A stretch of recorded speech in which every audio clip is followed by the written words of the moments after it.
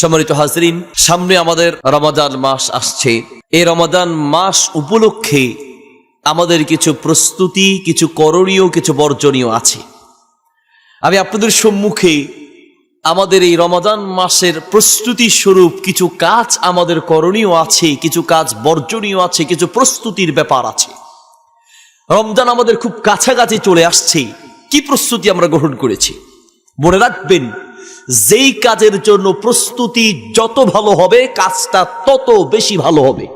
কোন একজন মেহমান আমাদের বাড়িতে আসবে, আমি আপনাদের মাহফিলের আমাকে দাওয়াত দিলেন, আপনার অনেকে আশা করে বসে আছেন প্রধান বক্তা আসবে, মোহাম্মদ আলী সাহেব আসবে, কি খাওয়াবেন, কোথায় বসাবেন, একটা প্রস্তুতির ব্যাপার ছিল। মাহফিল হবে, আগ থেকেই এই প্যান্ডেলের ব্যবস্থা, এই মাইকের ব্যবস্থা, এই বিভিন্ন ব্যবস্থা আগ থেকেই গ্রহণ করা হয়। প্রস্তুতি যত ভালো হয়, কাজটা তত ভালো হবে। মেহমান আসলে প্রস্তুতি গ্রহণ করি আমাদের জীবনের জন্য, জান্নাত লাভের জন্য, আমলের জন্য। একটা বড় মেহমান হচ্ছে শাহরু রমাদান, রমাদান মাস। সেই রমাদান মাসের জন্য কি প্রস্তুতি আমরা গ্রহণ করেছি? কেউ কেউ বলবেন, হুজুর প্রস্তুতি আছে কি? হুজুর রমজানে কি কি খাবো, এখন থেকেই বাজার রেডি, এখন থেকেই জিনিসের দাম বাড়া শুরু হয়েছে, সব রেডি মাশাআল্লাহ। যারা দোকানদার, তাদের প্রস্তুতি এবার রমাদানে কিভাবে কত বেশি ব্যবসা করা যায় আর কোন আইটেম আনলে বেশি চলবে, সেই প্রস্তুতি চলছে। যারা বিভিন্ন আইটেম তৈরি করে কারখানা, তাদের প্রস্তুতি এবার ঈদে নতুন কোন কোন আইটেম তৈরি করা যায়। আর আমাদের অনেক মা বোনদের প্রস্তুতি, এবারের ঈদে কোন ড্রেস বের হয়েছে। একবার পাখির ড্রেস, একবার বের হয়েছে কিরণ মালানা, কটকরিনা, বটবড়ি, এই সেই। আর এখন নতুন কোন ড্রেস এসেছে, সেই ড্রেসের জন্য এখন থেকে প্রস্তুতি চলছে। আর ছবি নির্মাতা, সিনেমা নির্মাতা, নাটক আর নাচ গান নির্মাতা যারা আছে, তারা আপনি সারা জীবন ধরে মানে রমজান মাসের সিয়াম আর তারাবি বিভিন্ন আমলের মাধ্যমে যা নেকি কামিয়েছেন, সেগুলোকে ধ্বংস করার জন্য ঈদের ছবি, ঈদের নাটক, ঈদের নাচ, ঈদের গান, ঈদের অনুষ্ঠান নামে মানুষের ঈমান আমল বিধ্বংসী কিছু প্রস্তুতি তারা গ্রহণ করছে।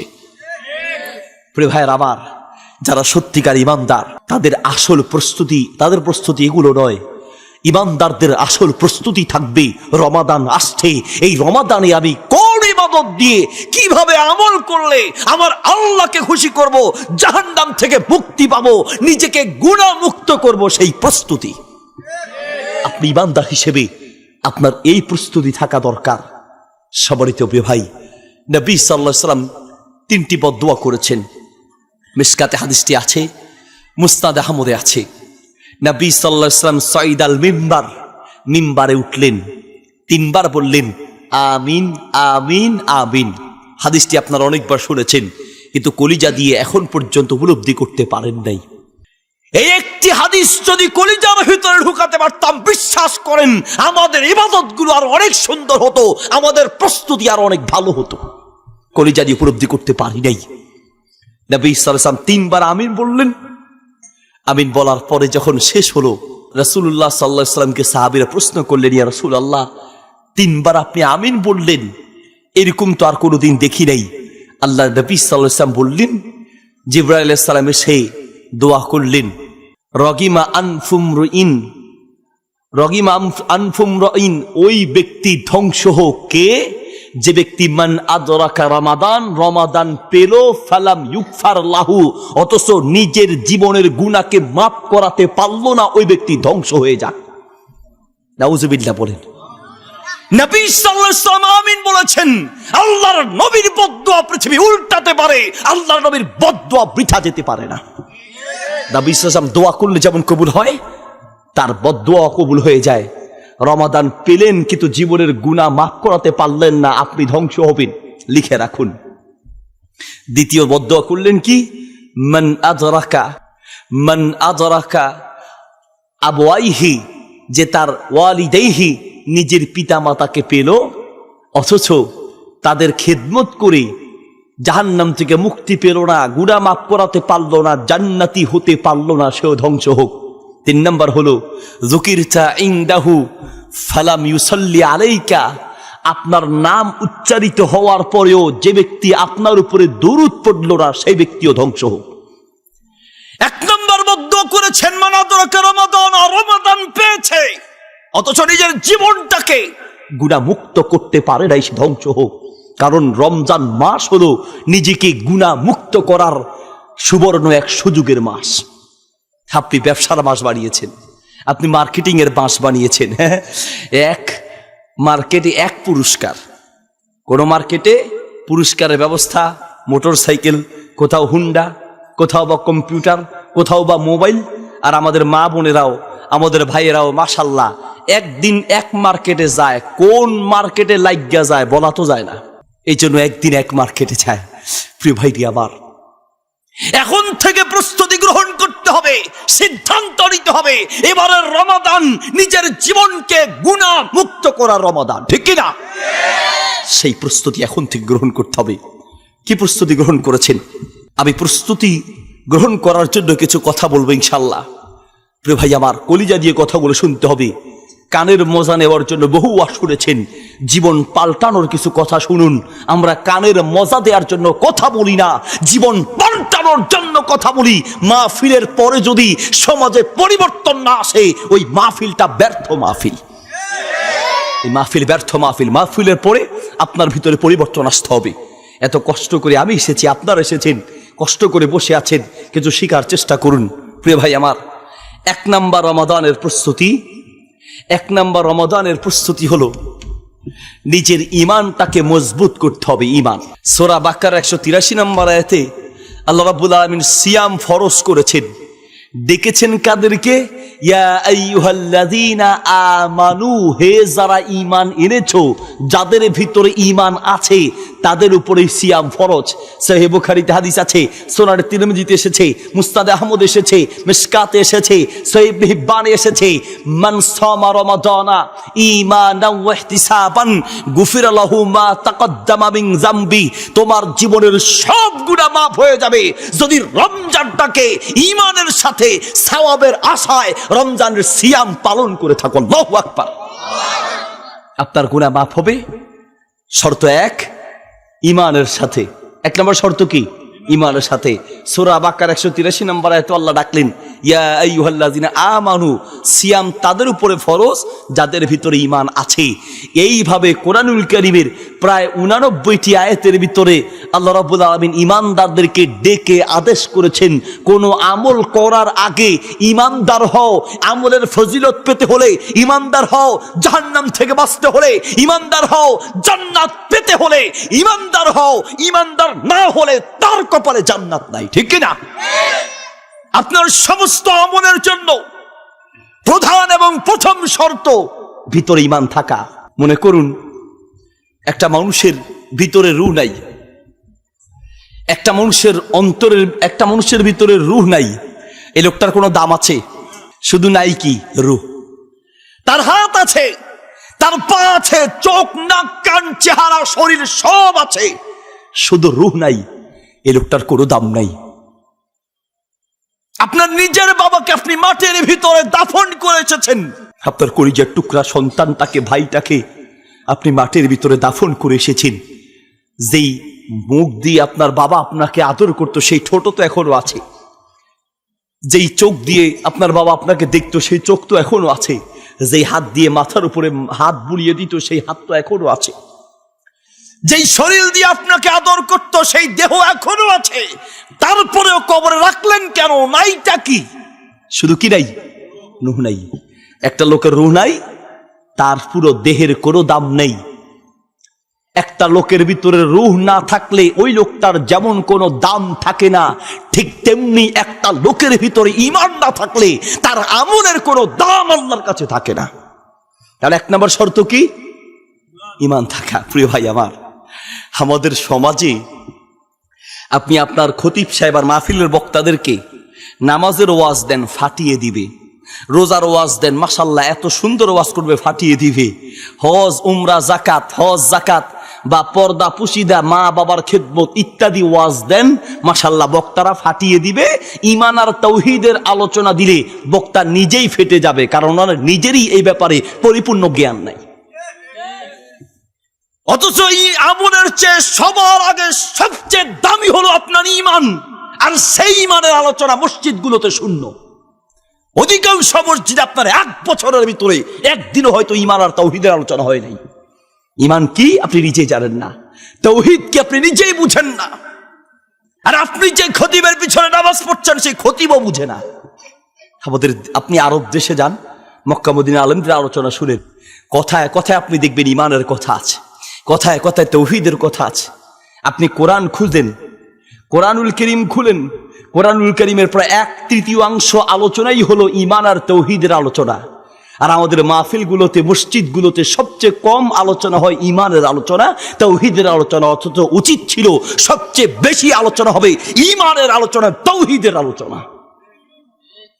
ইয়া আইয়ুহাল্লাযীনা আমানু, আল্লাহ বলছেন হে যারা ঈমান এনেছো শোনো, কুতিবা আলাইকুমুস সিয়াম, সিয়াম তোমাদের উপরে ফরজ করা হয়েছে। যাদের ভিতরে ঈমান আছে, ঈমান নাই, তার সিয়ামের কোনো দাম আল্লাহর কাছে 1 পয়সার মূল্য নেই।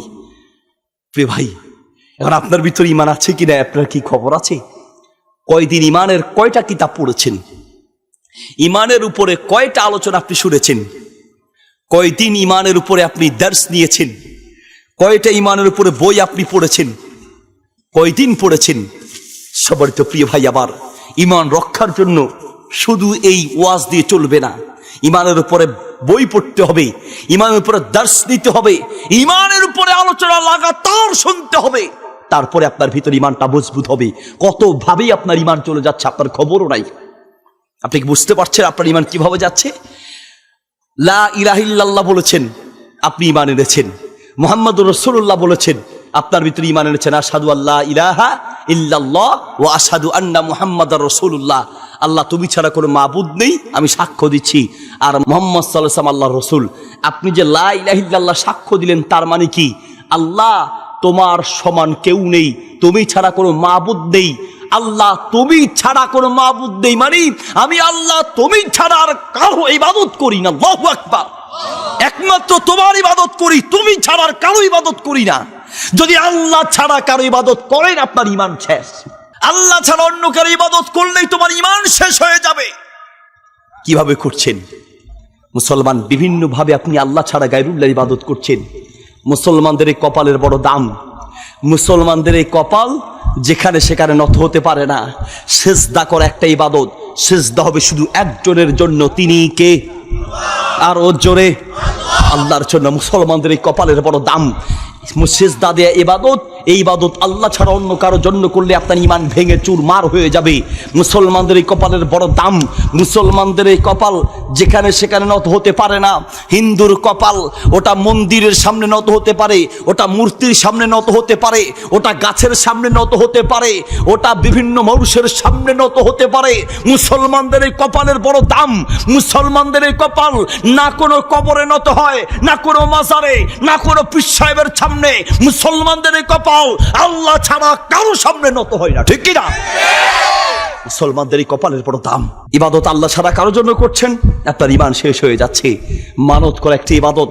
সূরা মায়দার 3 নম্বর আয়াত, সূরা বাকারা 173, সূরা নাহল 115 নম্বর আয়াতে আল্লাহ বলছেন, হুররিমাত আলাইকুমুল মাইতা ওয়াদ-দামু ওয়া লাহমুল খিনজির ওয়া মা উহিল্লা লিগায়রিল্লাহি বিহি। আল্লাহ ছাড়া পৃথিবীর কারো জন্য মানত করা হারাম। আল্লাহ ছাড়া পৃথিবীর কারো জন্য মানত করা যাবে না। মানত করা ইবাদত। মানত হবে শুধু একজনের নামে, তিনি কে? আর ওর জোরে, একমাত্র আল্লাহর নামে মানত হবে।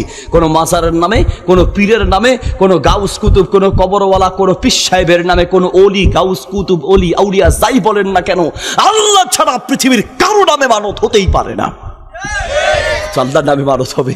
আমাদের এলাকায় এক মহিলার মুরগি হারায় গেছে, তো মহিলা মুরগি খুঁজতে আসে আর মানত করে, আল্লাহ যদি মুরগি পাই তোমার বাবার দরবারে ছাগল দিমু। মুরগি পাইলে কি দিবে?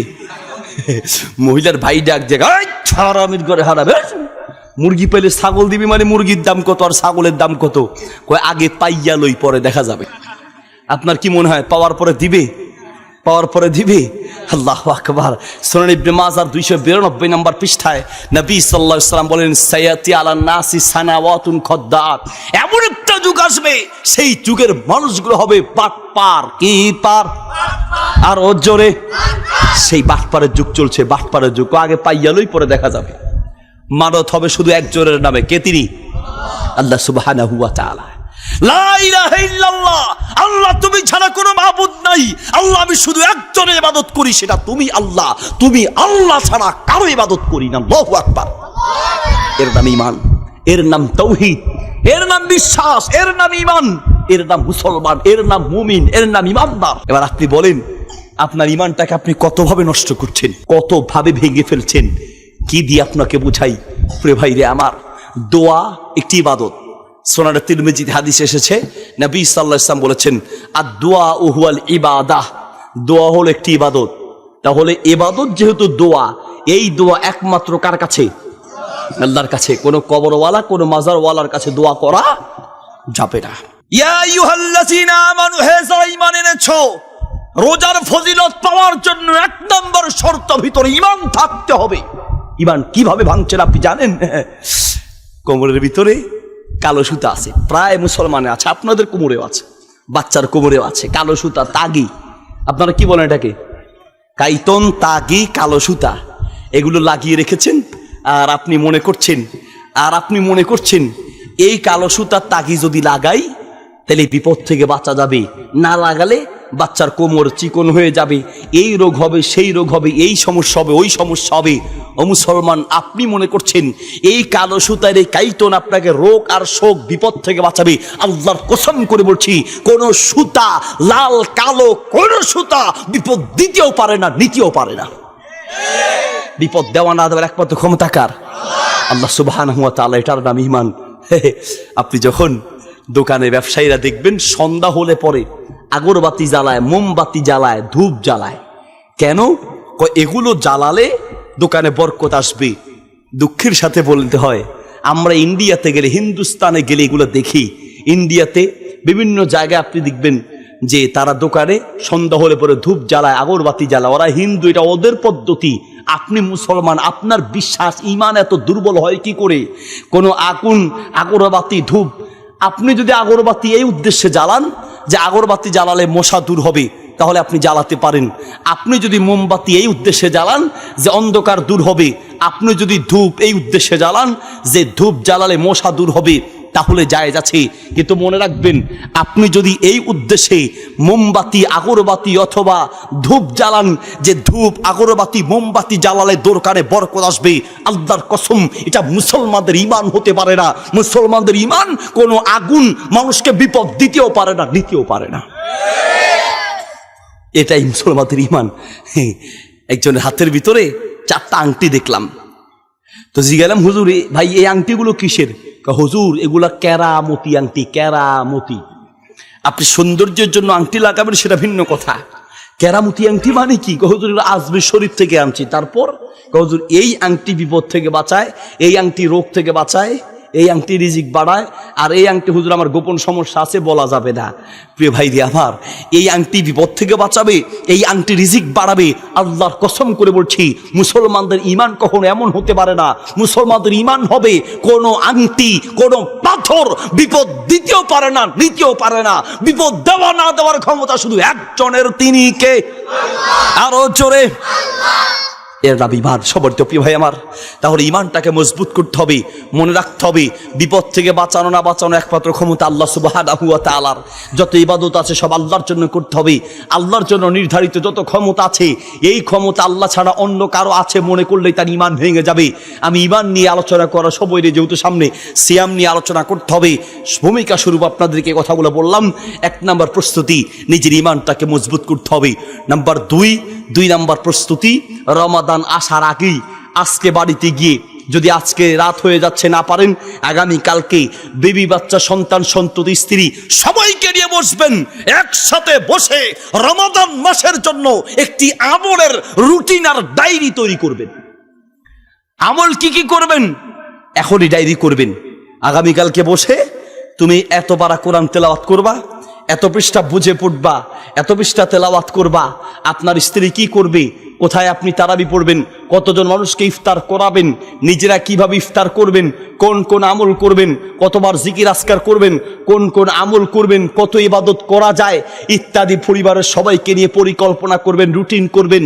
মনে রাখবেন, আপনি যদি রুটিন করেন, নিয়ত করেন, প্ল্যান করেন, পরিকল্পনা করেন, রমজান যদি নাও পান আর আমল যদি কোনো কারণে করতে নাও পারেন, আল্লাহর কসম নিয়ত করার সঙ্গে সঙ্গে আপনার আমল নামার ভিতরে নেকি লেখা হবে। সুবহানাল্লাহ। আপনি এখনই নিয়ত করবেন, কোন কারণে আপনার যদি মৃত্যু হয়েও যায় আপনি সওয়াব পেয়ে যাবেন। আল্লাহর নবী বলেছেন, শুনুন, আল্লাহর নবী বলছেন, সহিহ বুখারীর প্রথম হাদিস, হাদিসটি মিশকাতে আছে, হাদিসটি মুসনাদ আহমদে আছে, হাদিসটি সিলসিলা সহিহার ভিতরে আছে, হাদিসটি সহিহুল জামি কিতাবে আছে। নবী সাল্লাল্লাহু আলাইহি সাল্লাম বলছেন, ইন্নামাল আমালু বিন্নিয়াত ওয়া ইন্নামা লিকুল্লি ইমরিইম মা নাওয়া। পৃথিবীর প্রত্যেকটা মানুষ যাই নিয়ত করবে তাই সে পাবে। নিয়ত করার সঙ্গে সঙ্গে তার আমল নামায় সওয়াব লেখা হয়ে যাবে। আপনি আমল এখনো করেন নেই, রমাদান এখনো দেরি আছে, যদি আপনি এখন প্ল্যান করেন এখনই আপনার আমল নামায় নেকি লেখা হয়ে যাবে, সওয়াব আপনি পেয়ে যাবেন। সুবহানাল্লাহি ওয়া বিহামদিহি। দুই নাম্বার প্রস্তুতি হলো আপনি ডায়েরি তৈরি করবেন, রুটিন তৈরি করবেন, প্ল্যান করবেন, নিয়ত করে রাখবেন। নাম্বার তিন নাম্বার প্রস্তুতি, ঘরে ইবাদত করার জন্য একটি জায়গা নির্ধারণ করবেন। দুঃখের সাথে বলতে হয়, মুসলমানদের ঘরে এখন নামাজ পড়ার জন্য ইবাদতের জায়গা পাওয়া যায় না। মুসলমান হিন্দুদের ঘরে যান, আপনি হিন্দুদের ঘরের ভিতরে পূজা করার জন্য একটা জায়গা আছে, একটা রুম আছে, একটা জায়গা ঘেরা দেওয়া থাকে। আপনি ওই হিন্দুর যতই ভালো বন্ধু হন, ওই পূজার রুমে আপনাকে নিবে না, পূজার জায়গায় আপনাকে নিবে না। একটা হিন্দু ওর ঘরের ভিতরে ওর পূজার জন্য জায়গা আছে। দুঃখের বিষয়, আপনি মুসলমান, আপনার ঘরের ভিতরে টিভির রুম আছে, আপনার ঘরের ভিতরে ঘুমানোর রুম আছে, খাওয়ার রুম আছে, ওয়েটিং রুম আছে, বাথরুম আছে। মুসলমানদের ঘরে যদি ইবাদতের রুম পাওয়া না যায়, তার চেয়ে কপাল পোড়া দুনিয়ার কেউ হতে পারে না। আপনার চেয়ে কপাল পোড়া পৃথিবীর কেউ হতে পারে না। আপনার এতগুলো রুম আর আপনার ঘরে ইবাদতের জায়গা নেই, নামাজের একটু ভালো জায়গা পাওয়া যায় না, একটু চোখের পানি ফেলে কাঁদবেন একটা নিরিবিলি জায়গা আপনার ঘরের ভিতরে পাওয়া যায় না। এতগুলো রুম করলেন, ইবাদতের একটা রুম না রাখলেন না। আপনার মতো কপাল পোড়া কেউ হতে পারে না। সামনে যদি ঘর করেন, বাড়ি করেন, 1 নম্বর ইঞ্জিনিয়ারকে বলবেন একটা জায়গা ঠিক করবেন, সেই রুমটা হবে ইবাদতের জন্য, তেলাওয়াতের জন্য, আল্লাহর কাছে চোখের পানি ফেলে কান্না করার জন্য। আল্লাহু আকবার। এমন একটা জায়গা আপনার ঘরের ভিতরে থাকবে। এতগুলো রুম করেছেন। আগের মুরব্বীরা, আমার দাদি নানি চাচিদেরকে দেখেছি, ঘরে বেশি জায়গা ছিল না, তারপরে ঘরের ভিতরে একটা কোণা ঘেরাও দিয়ে একটা জল চৌকি বসাতো নামাজ পড়ার জন্য। জল চৌকি চিনেন? নামাজ পড়ার জন্য একটা জল চৌকি থাকতো ইবাদতের জন্য। আল্লাহু আকবার, আল্লাহু আকবার। আগামীকালকে বাসায় গিয়ে এই জায়গাটা ঠিক করবেন। শোনো, যদি ঘর বেশি থাকে, রুম বেশি থাকে, একটা রুম ঠিক করবেন ইবাদতের জন্য। যদি রুম না পান, অন্তত ঘরের একটা কোণা একটু ঘেরাও দিয়ে ইবাদতের জন্য একটা জায়গা, নিরিবিলি পরিবেশ দরকার। মানুষের সামনে কান্না করা যায় না, চোখের পানি ফেলা যায় না। একটু তেলাওয়াত করে কাঁদবেন, দুহাত আল্লাহর কাছে তুলে কাঁদবেন, একটু সেজদায় গিয়ে কাঁদবেন। একটা নিরিবিলি জায়গার প্রয়োজন আছে। 3 নম্বর প্রস্তুতি, ঘরের ভিতরে ইবাদতের পরিবেশ তৈরি করবেন। নাম্বার 4 নম্বর প্রস্তুতি, আপনার ঘরের ভিতর থেকে পাপের পরিবেশটা পরিত্যাগ করবেন। আপনার ঘরে যেন কোনো প্রকারের পাপের কোনো পরিবেশ না থাকে। আপনার ঘরে টিভি রেখেছেন, আপনি মনে করছেন হুজুর ভালো কিছু দেখব, খবরও দেখব, ইসলামিক কিছু দেখব, অসম্ভব। ঘর থেকে বের হবেন, সাথে সাথে শুরু হয়ে যাবে ওই ইন্ডিয়ান যত মানুষের চরিত্র নষ্ট করার চ্যানেলগুলা, ঠিক না? ঘরটাকে সম্পূর্ণ পাপ থেকে মুক্ত পরিবেশ গড়ে তুলতে হবে। কালকে বাড়িতে বসে প্ল্যান করবেন, শোনো ঘরের ভিতরে অশ্লীল কিচ্ছু চলবে না। ঘরে পর্দার পরিবেশ তৈরি করুন, যেন রমজান মাস আসার আগেই এখন থেকে একটা ইবাদতের পরিবেশ তৈরি হয়, গুনাহমুক্ত পরিবেশ তৈরি হয়। নাম্বার 5 নাম্বার প্রস্তুতি, গুনাহ থেকে মুক্ত থাকার জন্য এখন থেকে ট্রেনিং নেবেন, যেন রমজান মাস আল্লাহর পরিপূর্ণ রহমত পাওয়ার মাধ্যমে কাটাতে পারেন। এখন থেকেই আপনি সেই পাপ থেকে মুক্ত থাকার পরিকল্পনা, ট্রেনিং নিবেন। প্রিয় ভাই আমার, আমরা রোজা মানি মনে করি রোজা মানি সারাদিন কিছু খাইলাম না, আকাম কুকাম যা আছে সব করি, আবার অনেকে আছে নামাজও পড়ে না, মাগার রোজাটা রাখে। নামাজ পড়ে না, অন্তত রোজাটা রাখে। প্রিয় ভাইরি আমার, ফামাইয়ামাল মিসকালা যাররাতিন খায়রান ইয়ারা ওয়া মাইয়ামাল মিসকালা যাররাতিন শাররান ইয়ারা। নাই মামার চেয়ে কানা মামা ভালো। অন্তত নামাজ না পড়লে রোজাটা অন্তত রাখো। কিন্তু আমি বলতে চাই প্রিয় ভাইরে আমার, শুধু রোজা দিয়ে তুমি জান্নাতে যেতে চাও, অথচ আল্লাহর নবী বলছেন আউয়ালু মা ইউহাসাবু বিহিল আবদ ইয়াউমাল কিয়ামাতি সালাহ। কিয়ামতের মাঠে আগে নামাজের হিসাব হবে, তারপরে রোজার হিসাব। আগে নামাজের হিসাব। তা আমরা রোজা মানে মনে করছি, রোজা মানে কি? রোজা মানে কিছুই খাইলাম না, সারাদিন না খেয়ে থাকলাম, ফজর থেকে মাগরিব পর্যন্ত, মাশাআল্লাহ আমি ভালো ভালো রোজাদার। অথচ নবী সাল্লাল্লাহু আলাইহি ওয়াসাল্লাম বলেন, সহিহ বুখারীতে হাদিস আছে, সুনানে তিরমিজিতে আছে, সুনান নাসাইতে আছে, মিশকাতে আছে, আল্লাহর নবী সাল্লাল্লাহু আলাইহি ওয়াসাল্লাম বলছেন, মান লাম ইয়াদা কাওলা যুর ওয়াল আমালা বিহি ফালাইসা লিল্লাহি হাজাতুন ফি আন ইয়াদা তাআমাহু ওয়া শারাবাহু। শোনো, যে ব্যক্তি রোজা রেখে নিজের মুখকে হেফাজত করতে পারলো না, মিথ্যা কথা ছাড়তে পারলো না, মিথ্যা কাজ ছাড়তে পারলো না, তার রোজা দিয়ে আল্লাহর কোনো কাজে আসলো না। তাহলে রোজা রাখার জন্য আপনি যেমন পেটে কিছু খাবার দিবেন না, আমরা এটাকে রোজা বলি, কিন্তু কোরআন হাদিসের ভাষায় রোজা নয়, এটাকে সিয়াম বলা হয় বা সওম বলা হয়। সিয়াম আর সওম মানে হচ্ছে আপনি আপনার পেটে কোনো খাবার, কোনো পানীয় দিবেন না, ঠিক তেমনি ভাবে নিজের এই মুখ দিয়ে কোনো গুনাহ করা যাবে না, নিজের এই মুখ দিয়ে কোনো পাপ করা যাবে না। কান, চোখ, হাত, পা সব কিছুকেই পাপ থেকে মুক্ত রাখতে হবে। যদি রমজান মাসে নিজেকে পাপ মুক্ত রাখতে হয়, এখন থেকে পাপ থেকে বাঁচার ট্রেনিং নিতে হবে। বিশেষ করে এই জিহ্বাকে হেফাজত করতে হবে। চা দোকানে গেলে এখন দেখা যায়, ওরে বাপরে বাপ, মাশাআল্লাহ, এলাকায় যত বুদ্ধিজীবী, আইনজীবী, যত মন্ত্রী, মিনিস্টার, মুফতি, মুহাদ্দিস আছে, এত মুফতি, মুহাদ্দিস, এত বুদ্ধিজীবী, সাংবাদিক, এত আইনজীবী, এত মন্ত্রী, মিনিস্টার এলাকায় আছে, এটা চা দোকানে না গেলে বোঝা যায় না। ওরা যে কে যে ওরা চাকরি দিল, বিনা পয়সার চাকরি, হ্যাঁ, খালি অমুকের বই করছে, তমুকের বই করছে, অমুকের মেয়ে করছে, তমুকের মেয়ে ওই করছে, আর নিজের বউর খবর নাই, নিজের মেয়ের খবর নাই, নিজের খবর নাই। আমার এক উস্তাদ বলতেন যে এই চোখের চশমা যদি একটু লাল কালারের হয়, আমরা ছোটবেলায় এই যেদের মতো বাচ্চা বয়সে থাকতে 2 টাকা করে চশমা কিনতাম, 2 টাকা। দেখছেন কিনা জানি না, আপনার হলুদ হয়, কোনোটা লাল, কোনোটা সবুজ, প্লাস্টিকের চশমা। তো ঈদগাহে গিয়ে চশমা কিনতাম, সেই চশমাগুলো যদি হলুদ হয় তো চোখে লাগালে দুনিয়াটা মনে হতো একটু হলদে কালার, নীল হলে দুনিয়াটা একটু নীল মনে হয়, সবুজটা লাগালে দুনিয়া একটু সবুজ মনে হতো।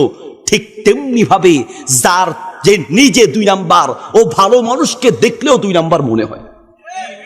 সমাজে হেঁটে হেঁটে মানুষের বদনাম, চগলখোর কিছু আছে না, খালি এর কথা তারে, তার কথা ওরে, ভাইয়ের কথা আরেক ভাইকে, বাপের কথা ছেলেকে, ছেলের কথা বাপকে, জালের কথা জালকে, মুসল্লির কথা ইমামকে, ইমামের কথা বলে কমিটিকে, একজনের বিরুদ্ধে আরেকজনকে প্যাচ লাগায়।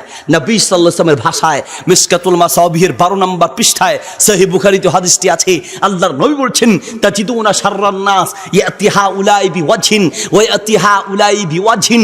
এই तमाम দুনিয়ার ভিতরে কুকুরের চেয়ে শুকুরের চোখ খারাপ ওই মানুষটা যারা সমাজে চগলখুরি করে বেড়ায়। যারা সমাজে চগলখুরি করে বেড়ায় এরা কুকুর শুকুরের চেয়েও খারাপ। এই সমাজ নষ্ট করার জন্য এগুলো বেশি লাগে না, 2-1টা চগলখোর থাকলেই চলে। একটা চগলখোর আপনার পুরো এলাকা জ্বালানোর জন্য মেসের কাঠি কয়টা লাগবে? 1 পিস মেসের কাঠি পুরো এলাকা জ্বালায় দিতে পারবে। 1 পিস চগলখোর যেই পরিবার আছে ওই পরিবার ধ্বংস, যেই কমিটিতে একটা চগলখোর ঢুকেছে ওই কমিটি ধ্বংস, যেই মসজিদ, মাদ্রাসা, মাহফিলে, যেই এলাকায় একজন চগলখোর আছে ওই পুরো এলাকা ধ্বংসের জন্য 1 পিসই যথেষ্ট।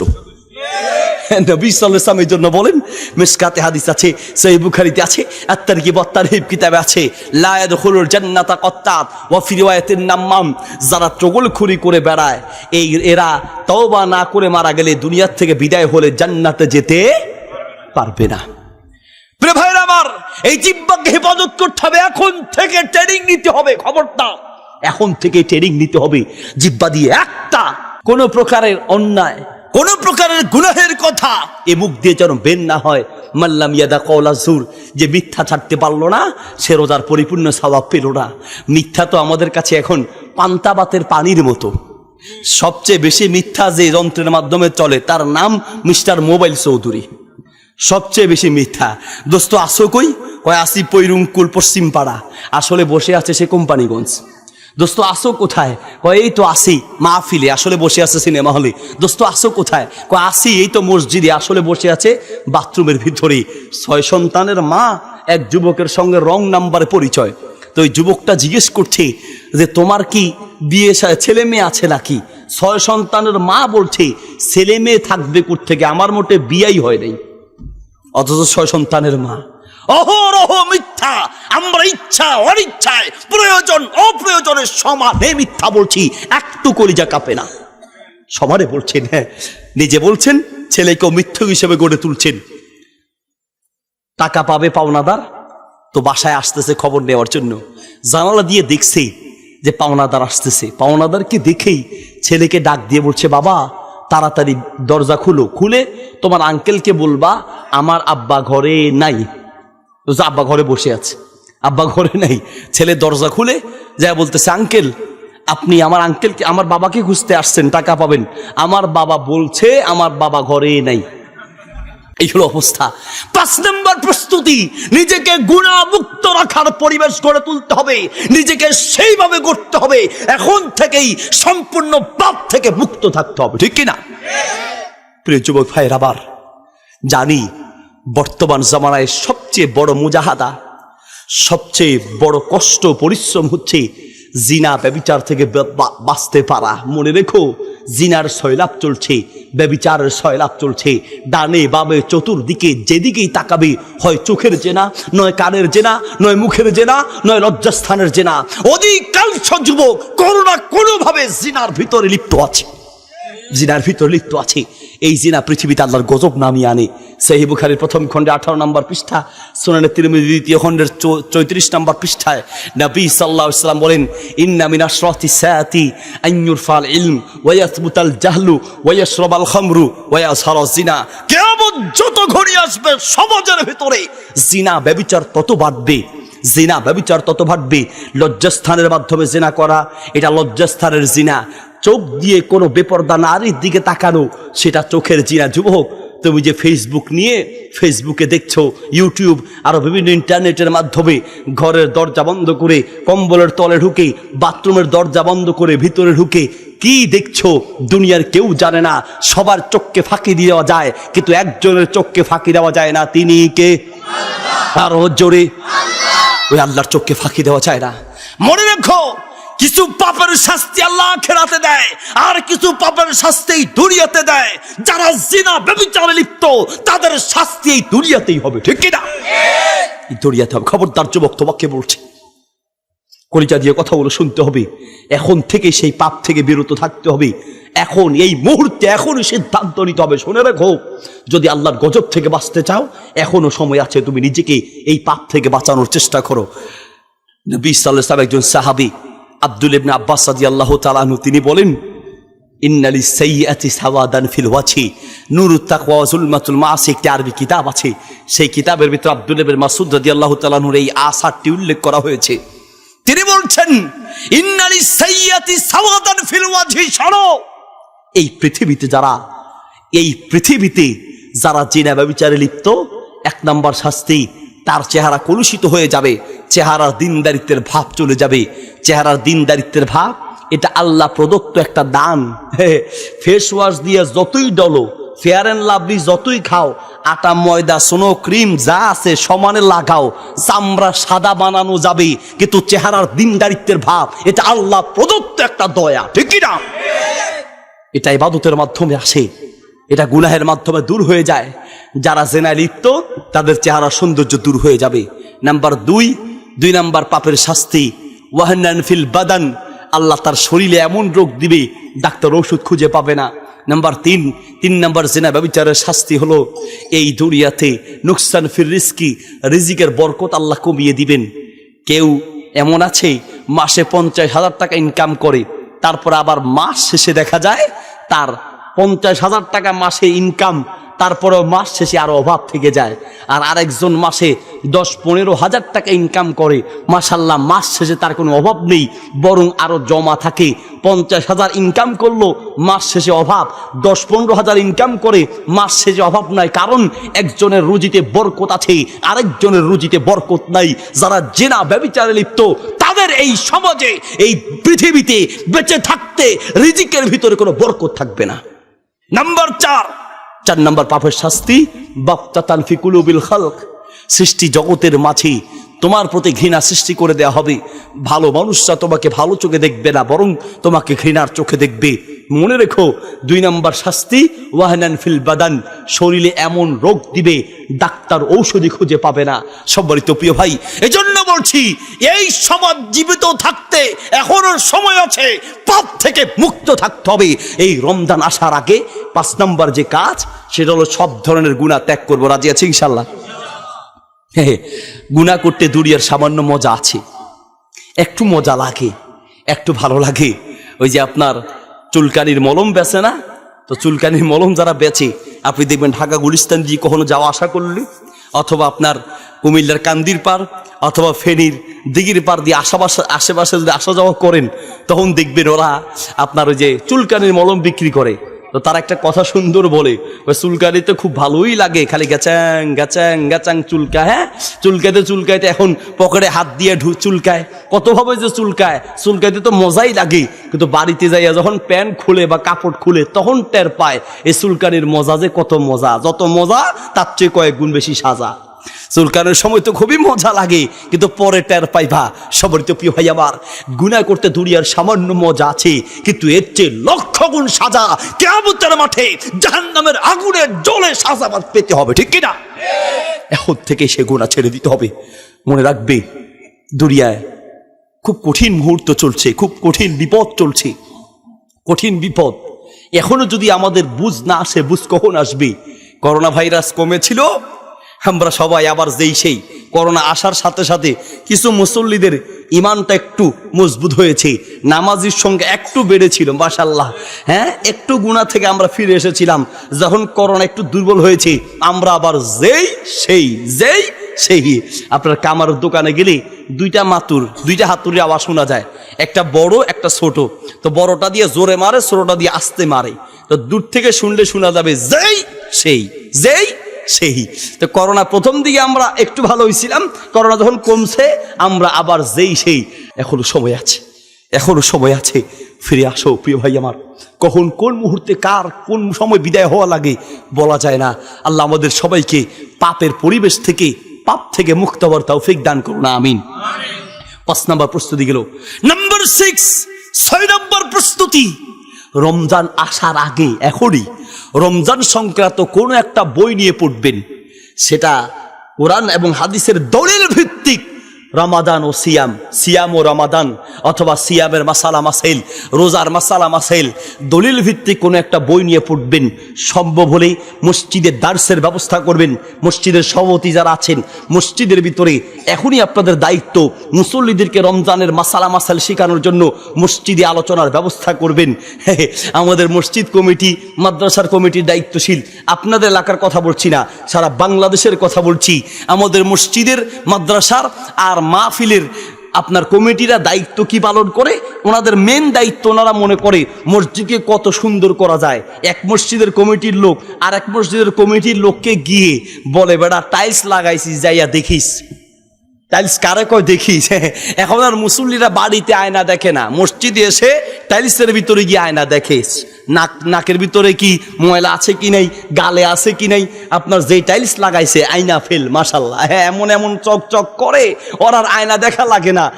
ও নামাজে দাঁড়ায়া টাইলসের স্টাইল দেখে, টাইলসের স্টাইল। প্রিয় ভাই আমার, টাইলস সুন্দর লাগানো সুবিধা নাই, তবে এমন কোনো টাইলস লাগানো যাবে না যে টাইলসের কারণে মুসল্লির নামাজের ভিতরে কোনো ধরনের ব্যাঘাত সৃষ্টি করতে পারে। এই ধরনের কিছু লাগানো যাবে না। পাশাপাশি বলতে চাই, মসজিদকে আপনি সুন্দর করেন, মাদ্রাসাকে সুন্দর করেন, মাহফিলের প্যান্ডেল, মাহফিলের আনুষঙ্গিক সব সুন্দর করেন, তবে তার চেয়ে বেশি প্রধান দায়িত্ব মসজিদের মুসল্লিদের ঈমান আর আমলকে সুন্দর করা। 1 নম্বর দায়িত্ব মসজিদের মুসল্লিদের ঈমান আর আমলকে সুন্দর করা। আমি ঢাকা শহরে এক মসজিদে জুমা পড়াতে গেলাম। কষ্ট হচ্ছে নাকি আপনাদের? চলবে ইনশাল্লাহ? শেষ করে দিব নাকি? কতক্ষণ চলবে? সারা রাত? সারা রাত? আচ্ছা মাশাল্লাহ, সারা রাত লাগবে না, আমরা অল্প কিছু দিলে চলবে। সারা রাত আপনারা থাকেন, আমি আর সভাপতি সাহেব জামুগা, আপনারা থাকলে চলবে। প্রিয় ভাইয়েরা আমার, তো জুমা পড়াতে গেলাম, তো আমাকে মসজিদের সভাপতি সাহেব এসে বলছে, হুজুর আপনি আজকে জুমা পড়াবেন। আমি একজন সরকারি রিটায়ার্ড পার্সন, অস্ত্র হুজুর জমা দিয়েছি, মাগার ট্রেনিং কিন্তু জমা দেই নেই। আমাকে বলতেছে অস্ত্র জমা দিছি, মাগার ট্রেনিং জমা দেই নেই। আমি বললাম খাইছি, কোথায় জুমা পড়াইতে আসলাম? হ্যাঁ, আমি ওয়াশ করবো, তার আগে আমার এই ওয়াশ করতে আছে। ওয়াশ আমি কি ওয়াশ করবো? বললাম যাই, তারপর লাইন বলেন, হুজুর কিছু মাইন্ড করবেন না, কথাটা আবার বলছি। হুজুর অস্ত্র জমা দিয়েছি, ট্রেনিং জমা দেই নেই।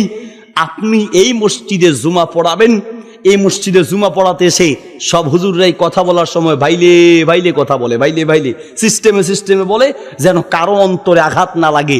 হুজুর আপনি এখানে বলবেন মানুষের ঈমান আমল সংশোধনের জন্য যা ইচ্ছা বলবেন, যদি মানুষের কোনো আঘাত নিতে হয় আমি আমার বুকে আঘাত নিব, আপনার টেনশন নাই, ইচ্ছা মতো বলবেন। আমি সেই দিন তাকে বুকে জড়িয়ে ধরে বললাম, আপনার মসজিদ মতো কমিটির লোক যদি সারা বাংলার প্রত্যেকটা মসজিদ মাদ্রাসার মাহফিলে তৈরি হতো, সারা বাংলাদেশ একদিনে পরিবর্তন হয়ে যেত, একদিনে পরিবর্তন হয়ে যেত। আর আমরা উল্টা, আমরা মসজিদের ইমাম নিয়োগ দেওয়ার পরে কমিটির লোকেরা গিয়ে, হুজুর আমাদের কমিটিতে বিভিন্ন তরিকার লোক আছে, এলাকায় বিভিন্ন তরিকার লোক আছে, আমনে চাইয়েন কারো পক্ষে বিপক্ষে কিছু বলার দরকার নেই, আমনে হুজুর একদম বাইলে বাইলে, আপনাকে বাইলে বাইলে চালাইবেন, যেন কারো গায়ে না লাগে, সিস্টেম মতো হুজুর চালাইবেন। ও আল্লাহর বান্দা, এই সিস্টেম মতো চালাইতে চালাইতে সমাজ আগেও যেমন এখনো তেমন, কোনো পরিবর্তন নাই। ইমাম আর খতিবকে বলবেন, মাহফিলের বক্তাকে বলে দিবেন, মানুষের ঈমান আমল সংশোধনের জন্য যা ইচ্ছা বলবেন, সমাজ পরিবর্তনের দরকার, ঈমান আর আমলের হেফাজতের দরকার, ঠিক কিনা? আপনার উচিত আপনি এইভাবে বলবেন। আপনি আরো হুজুরের ঠান্ডা বানাইতে আছেন, হুজুর কুল ঠান্ডা কথা বলবেন, কারো গায়ে যেন না লাগে। প্রিয় ভাইয়েরা আমার, যদি হক কথা বলতে যায়, সুদের বিরুদ্ধে বললে সুদখোর রাগ করবে, ঘুষের বিরুদ্ধে বললে ঘুষখোর রাগ করবে, বিদাতের বিরুদ্ধে বললে বিদাতি রাগ করবে, শিরকের বিরুদ্ধে বললে শিরকপন্থীরা রাগ করবে, ঠিক কিনা? এগুলো চিন্তা করে কথা বলে সমাজ পাল্টাবে না। সবার তো প্রিয় ভাইয়ের আমার, বলতে চাচ্ছিলাম, মসজিদে মসজিদে আমাদের যারা কমিটির দায়িত্বশীল আছেন, দায়িত্ব মসজিদের কমিটি প্রত্যেকটা মসজিদে সিস্টেম করে দিবেন। ইমাম সাহেব আপনার টেনশন নাই, বেতন আগে যা ছিল, হাদিয়া আগে যা ছিল, আপনাকে এই মাসে আমরা 2000, 3000, 5000 টাকা বাড়ায় দিব। হুজুর এই রমাদান আসার আগ পর্যন্ত আপনি আমাদেরকে রমজানের মাসালা নিয়া প্রতিদিন নামাজের পরে 5 ওয়াক্তের পরে, আর না হয় কমপক্ষে ফজরের পরে, মাগরিবের পরে অথবা আসরের পরে, ইশার পরে একটা টাইম ঠিক করে বলবেন যে প্রত্যেক নামাজের পরে আমাদেরকে একটু রোজার মাসালা মাসাইলগুলো শিখাবেন, দরকার আছে কি নেই? ইমাম সাহেবকে বলবেন, ঘরের ভিতরে পারলে বিবি বাচ্চা সন্তান সন্ততি সবাইকে নিয়ে বসে একসাথে একটা রোজার মাসালা মাসাইলের একটা বই পড়বেন। 6 নম্বর প্রস্তুতি, রোজা আসার আগেই এখনই রোজার মাসালা মাসাইলগুলো জানতে হবে। শুধুমাত্র আমাদের এই জানার অভাবের কারণে রমজান মাসে আমরা অনেকগুলো ভুল করি, যেই ভুলের কারণে রমজানের মাস দিয়ে যেই পরিমাণ নেকি অর্জন করার কথা, সেই সওয়াব আর নেকির থেকে আমরা বঞ্চিত হই শুধু না জানার কারণে, ঠিক কিনা? রমজান আসলে রোজা রাখতে গিয়ে আমরা অহরহ ভুল করছি। কেন ভুল করছি? আমাদের জ্ঞানের অভাব আছে। কি কি ভুলগুলো করি, কয়েকটা ভুল কি বলবো? 1 নম্বর ভুল, 1 নম্বর ভুল হলো, আমরা রমজান মাসে কোনোদিন যদি সাহারি খেতে না পারি, সেই দিন আমরা বলি আজকে আর সেহরি খেতে পারলাম না, আমরা সেহরি বলি। এটা একটা ভুল। আমরা কি বলি? সেহরি। আসলে সেহের মানে হলো জাদু, আর সাহার মানে হলো শেষ রাতের খাবার। এখন আমরা যে সেহরি বলেন, সেহরি মানে জাদু, আর সাহারি মানে হলো শেষ রাতের খাবার। আপনারা কি জাদু খান না শেষ রাতের খাবার খান? তাইলে আমরা সেহরি খাই না, কি খাই? সাহারি খাই। আরবি ভাষা হলো সাহারি। তো কোনোদিন যদি সাহারি খেতে না পারি, তো সেই দিন আমরা বলি আজকে তো ঘুম থেকে উঠতে দেরি হয়ে গেছে, সাহারি খেতে পারি নেই, থাক আজকের রোজাটা বাদ থাক, আগামীকালকে থেকে আবার শুরু করব না। সাহারি খাওয়া গুরুত্বপূর্ণ সুন্নাহ, ঠিক আছে। সহিহ বুখারীতে হাদিস এসেছে, মুসনাদ আহমদ এসেছে, মিশকাত এসেছে। নবী সাল্লাল্লাহু আলাইহি ওয়াসাল্লাম বলেন, তাসাহারু ফাইন্না ফিস সুহুরি বারাকা, সাহারি খাও, সাহারিতে বরকত আছে। ফাসলু মা বাইনা সিয়ামিনা ওয়া সিয়ামি আহলিল কিতাব আকালাতুস সাহুর, আমাদের সিয়ামের মাঝে ইহুদি আর খ্রিস্টানরাও সিয়াম বা রোজা রাখে, তাদের রোজার মুসলমানদের রোজার মাঝে পার্থক্য হলো তারা রোজা রাখে, সাহারি খায় না, আমরা রোজা রাখি, সাহারি খাই। সাহারি খাওয়া গুরুত্বপূর্ণ সুন্নাত, কিন্তু কোনো কারণে সাহারি খেতে না পারলেও ঘুম থেকে উঠেই আপনি রোজা রাখবেন, নিয়ত করবেন, ইনশাআল্লাহ আপনার রোজা হয়ে যাবে। সাহারি না খেলেও রোজা হয়ে যাবে। তাহলে আমরা ভুল করি কি, সাহারিকে মনে করি রোজা, সাহারি খেতে না পারলে রোজা হবে না। সাহারি খাবেন, কোনো কারণে সাহারি খেতে না পারলেও আপনার রোজা হয়ে যাবে। আপনি ঘুমানোর আগেই তো নিয়ত করে ঘুমিয়েছেন সাহারি খাবো, এরপরে রোজা রাখবো, উঠতে পারেন নাই, অসুবিধা নেই, তখন থেকে খানা বন্ধ, আপনার রোজা হয়ে যাবে। বাকি যদি সাহারি খেতে না উঠতে পারার কারণে খেতে পারেন নাই, শরীর দুর্বল হয়ে গেছে, ঘুরে পড়ে যাবেন, অসুস্থ হয়ে যাবেন মনে করেন, তাহলে আপনি রোজা ভাঙতে পারবেন অসুস্থতার কারণে। কিন্তু সাহারি খান নাই, এই অজুহাত দিয়ে রোজা ভাঙা যাবে না। নাম্বার দুই নাম্বার ভুল করি আমরা, রোজা রাখা অবস্থায় গরম যদি লাগে তাহলে মাথায় পানি অথবা শরীর ভিজানো অথবা একটু গোসল করা অথবা মাথায় একটু পানি দেওয়া, এই কাজটা যদি কেউ করে আমরা বলি, এ বেটা তোর তো রোজা হালকা হয়ে গেছে। রোজা কি হয়েছে? হালকা। মাথায় বেশি পানি দিলে রোজা হালকা হয়ে যায়, শরীর ভিজায় রাখলে রোজা হালকা হয়ে যায়। তো হালকা হলে তো ভালো, ওজন একটু কমলো, হালকা হলে ভালো না? প্রিয় ভাইয়ের, আবার এটা ভুল কথা। ওমর রাদিয়াল্লাহু তাআলা আনহু বলছেন, রোজার কষ্টে আমরা মাথা ভিজাতাম, শরীর ভিজাতাম। প্রয়োজনে যদি রোজার কষ্ট হয় তাহলে কষ্ট থেকে বাঁচার জন্য, গরম থেকে বাঁচার জন্য প্রয়োজনে মাথা ভিজানো, শরীর ভিজানো জায়েজ আছে। শরীর ভিজানো প্রয়োজনে গোসল করতে পারেন। তবে এবার পাইছেন হুজুর, সুযোগ পাইছেন, বলে হুজুর ঠিক আছে সমানে পুকুরে ডুবাবো, আবার ওইদিকে সুযোগ নেওয়া যাবে না। তাইলে আপনি ডুবাতে বেশি গেলে নাকে আর মুখে পানি ঢুকতে পারে, সেটা ভিন্ন মাসালা। যেন ভিতরে পানি যাওয়ার সম্ভাবনা না থাকলে ওটা মাকরু, কিন্তু এমনিতে শরীর ভিজাবেন অথবা মাথায় পানি দিবেন, বারবারও দিতে পারেন রোজার কষ্ট থেকে বাঁচার জন্য। 3 নাম্বার আরেকটা পয়েন্ট আমরা ভুল মনে করি কি, রোজায় কষ্ট হয় এটা বলা যাবে না, তাহলে রোজা হালকা হয়ে যাবে। রোজায় কষ্ট হয় না? কষ্ট হয়, এটা বললে হালকা হবে না। রোজায় কষ্ট হয়, কিন্তু রোজার কষ্ট মুসলমানদের কাছে কষ্ট মনে হয় না। বান্দা যখন চিন্তা করে, মুসলিম যখন চিন্তা করে যে এই রোজার কষ্টের মাধ্যমে আমি জাহান্নাম থেকে বাঁচবো, আল্লাহর জান্নাতের মেহমান হয়ে যাব, তখন এই রোজার কষ্ট মুসলমানের কাছে কষ্ট মনে হয় না, ঠিক কি না? আল্লাহর প্রতি অভিযোগ করে না। হ্যাঁ, বুঝার জন্য একটা দৃষ্টান্ত দিলে বুঝবেন। মনে করেন আপনার পেটে খুব রোগ, অসুস্থ হলেন, সমস্যা, পাথর হলো, ডাক্তার দেখালেন ঢাকাতে, ডাক্তার বলল আপনার পেট কেটে নাড়ি ভুড়ি বের করে এখান থেকে পাথরগুলো বের করতে হবে, আপনি বাঁচতেও পারেন মরতেও পারেন, নিদাবি অপারেশন করা হবে, রাজি আছেন? উনি তো ভয়ে শেষ, বাইরে দরকার নেই, এমনি মরমু তাও ভালো, কিন্তু পেট কেটে মরার দরকার নেই। আরেক ডাক্তার দেখালো একই কথা, 4-5 জন ডাক্তার দেখালো, সবাই বলল যে আপনার অপারেশন করা ছাড়া বিকল্প কোনো রাস্তা নেই। একজন ডাক্তার বলল, ভাই বড় একজন ডাক্তার পেয়েছে, ওই ডাক্তার বলল ঠিক আছে আপনার অপারেশন লাগবে না, তবে একটা কাজ করতে হবে কষ্টদায়ক, কি প্রতিদিন একটা করে ইঞ্জেকশন, 7 দিন 7টা ইঞ্জেকশন দিবেন, কিছু 3টা ওষুধ দিমু খাবেন, রাজি আছেন? রোগী কি বলবে, স্যার জীবন বাঁচানোর জন্য, পেট কাটা থেকে বাঁচার জন্য, অপারেশন থেকে বাঁচার জন্য ইঞ্জেকশন 7টা না, প্রয়োজনে 3 7 21টা দিমু, তাও স্যার ইঞ্জেকশনের ব্যবস্থা করেন। ডাক্তার যখন ইঞ্জেকশন দেয় ও খুব কষ্ট পায়, কিন্তু তারপরও এই কষ্ট তার কষ্ট মনে হয় না, কারণ মনের ভিতরে ইচ্ছা আছে এই সামান্য কষ্ট দিয়ে আবার জীবনটা বেঁচে যাবে। রোজার মাধ্যমে কষ্ট হয়, কিন্তু বান্দা যখন স্মরণ করবে রমজানের রোজা দিয়ে আমার গুনাহ থেকে বাঁচবো, জাহান্নাম থেকে বাঁচবো, তখন এই রোজার কষ্ট তার কাছে কষ্ট মনে হয় না, ঠিক কিনা? প্রিয় ভাইরা আমার, তাহলে রমজানের রোজা রেখে কষ্ট হয় এটা বললে রোজার কোনো সমস্যা নাই, কিন্তু আল্লাহর উপরে নারাজ হওয়া যাবে না। কেন আল্লাহ বিধানটা দিল? তোমাকে বাঁচানোর জন্য দিয়েছে। কেন দিয়েছে জানো? না খেয়ে থাকো, তখন বুঝবা যারা না খেয়ে থাকে তাদের কষ্টটা কি পরিমাণ হয়। যারা না খেয়ে মরছে, যারা অভাবে মরছে, যারা অভাবে না খেয়ে দিন কাটাচ্ছে, তখন বুঝবা এই যে না খেয়ে থাকাটা কত কষ্ট। একটু ট্রেনিং নাও, একটু কষ্ট করো, তখন বুঝে আসবে। এখন তো গরিব দেখলেই তোমার নাক ছিটকাও, তোমার কাছে অবহেলা মনে হয়, তুচ্ছ তাচ্ছিল্য করছো, অপমান করছো, ঠিক না? আমরা যারা একটু ধনী আছি, গরিব লোকদেরকে দেখলে তিরস্কার করছি, অপমান করছি, নাক ছিটকাচ্ছি, অথচ গরিবদের চেয়ে আল্লাহর কাছে ধনীদের দাম, ধনীদের মূল্য, ধনীদের চেয়ে গরিবদের মূল্য আল্লাহর কাছে লক্ষ গুণ বেশি, ঠিক কিনা? তবে হ্যাঁ, সেই ধনীও জান্নাতি হতে পারবে যেই ধনী ধন থাকার পরে, অর্থ থাকার পরে 2 হাত খুলে দান করে, 2 হাত খুলে দান করে। আর দানের কথা শুনলে আমরা হলাম উল্টা, হুজুর কতক্ষণ কান্দি চোখের পানি নেন তাও ভালো আছে, মাগার হুজুর দান করার কথা বলেন না, পকেটে হাত দিতে বলেন না, কান্দি কতক্ষণ চোখের পানি নেন তাও ভালো আছে। আমরা বললাম এরকম।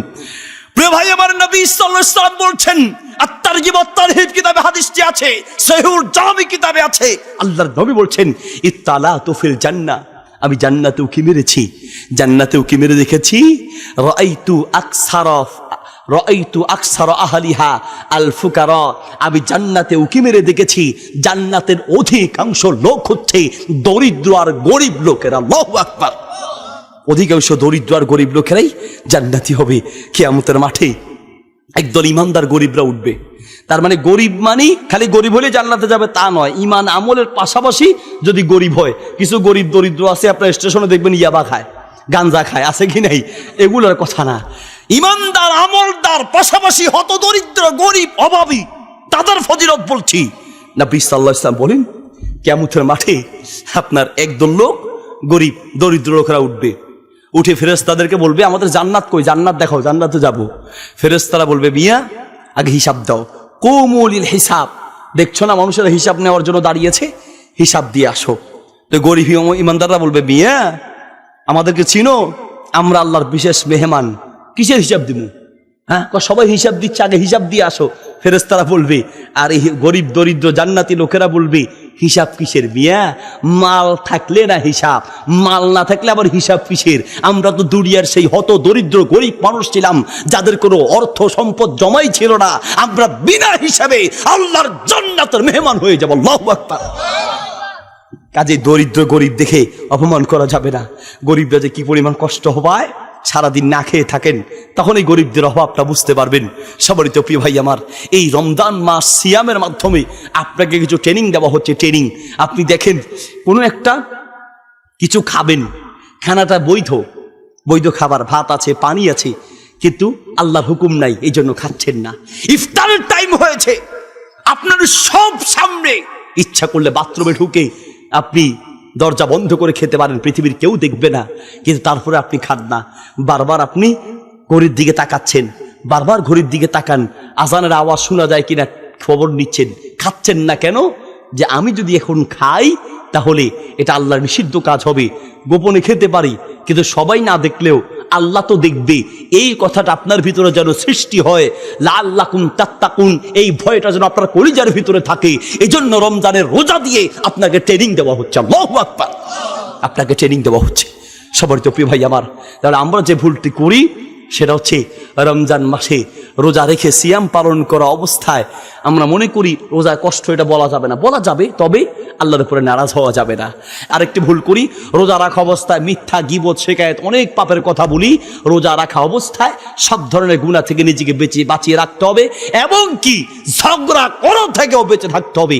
কেউ আপনার সাথে ঝগড়া করতে এসেছে, আপনি বলবেন ইন্নী সাইম, আমি রোজাদার, আমি কোনো ঝগড়া করতে যাব না।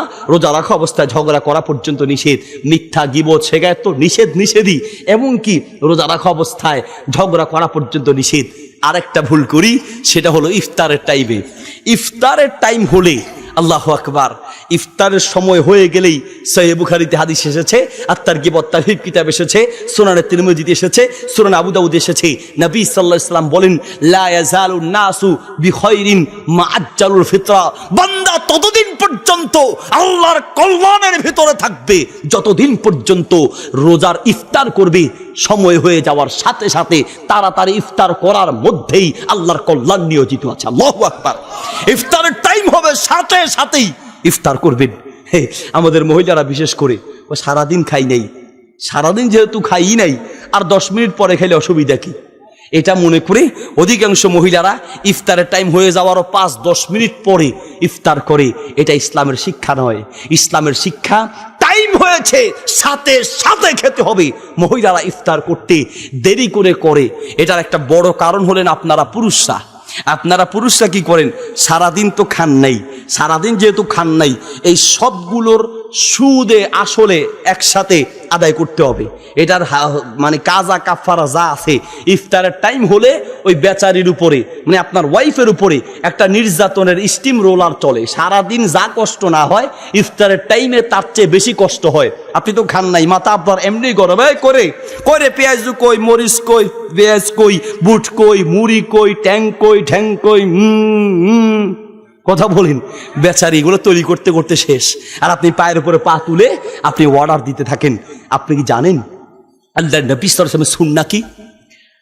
আয়েশা রাদিয়াল্লাহু তাআলা আনহাকে প্রশ্ন করা হয়েছে, উম্মুল মুমিনিন, হে মুমিনদের মা, আল্লাহর নবী যখন বাড়িতে আসেন তিনি কি পায়ের উপরে পা তুলে বসে থাকেন, না খালি ঘুমান, না খালি ইবাদত করেন, কি করেন?